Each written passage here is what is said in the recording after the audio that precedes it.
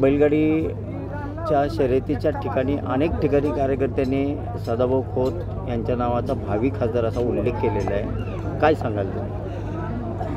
हातकणंगले लोकसभा मतदारसंघामध्ये मंत्रीपदाच्या काळामध्ये जो काही विकासाचा डोंगर आम्ही उभा केला, मग आरोग्याच्या सुविधापासून पिण्याच्या पाण्यापर्यंत ते शेताच्या रस्त्यापर्यंत मोठी कामं आम्ही या मतदारसंघामध्ये जनतेच्या माध्यमातून करू शकलो आणि जनतेची इच्छा आहे की हातकणंगले लोकसभा मतदारसंघामध्ये आपण निवडणूक लढवावी आणि म्हणून निश्चितपणानं लढेंगे और जीतेंगे भी।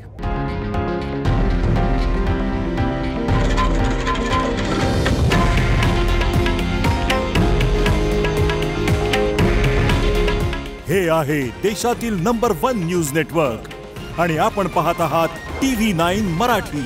काळजी तुमची, हित महाराष्ट्राचं।